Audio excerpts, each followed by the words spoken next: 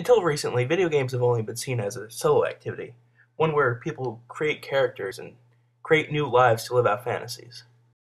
I loved it. It was a release from like the real world in the sense that, you know, you're now not you, you're your character, and you can do anything that your character can logically do. Yeah, you could have the identity of your character, or it could be just you or yourself. You're just playing a game.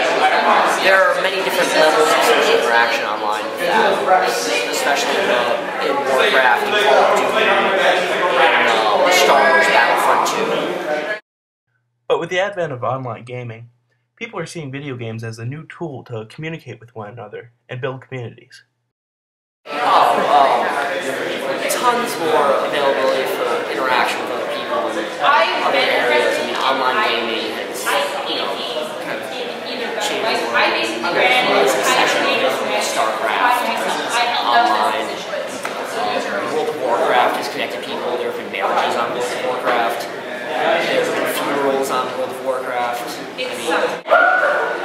How much time did you spend any time just interacting with people, or was it something you got on just to? I guess I spent some time interacting with people because you should be, a specific level before you just go and kill a monster. Right. So I spent a lot of time just talking to people, running the same loop leveling. But it was things like, my character's just killed so and so many creatures, what's yours at? Right. Things about game. It was never anything like my personal life or their stuff. Do you feel that helped you get through doing the same monotonous tasks? Yes. It was helpful to know that someone else was running the same loop but backwards, so we were never at the same place at the same time.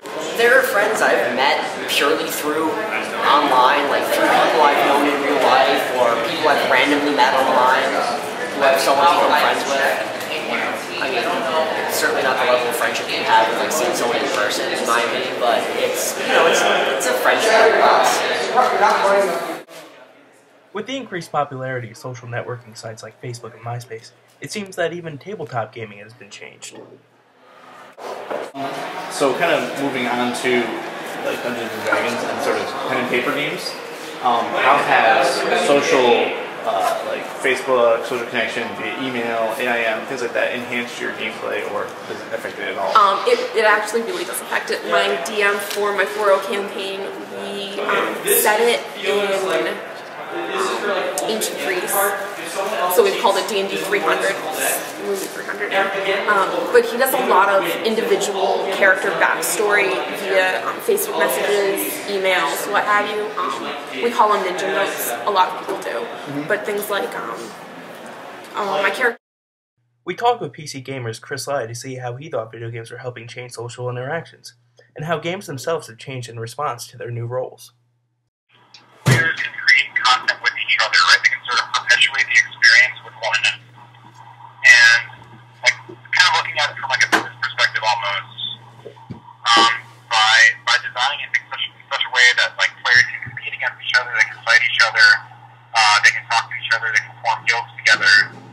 But by creating those tools, you're just creating a system in which players can like perpetuate their own fun, and doesn't take as much like development resources. You don't have to design every little thing that they do. You're just sort of letting them take control of what Facebook becoming popular, and with just those other social media devices not becoming popular, developers see those opportunities to roll out kind of cheaper games, easier games. There's lots of freedom on those out there that rely on player interaction, Battlefield Heroes, and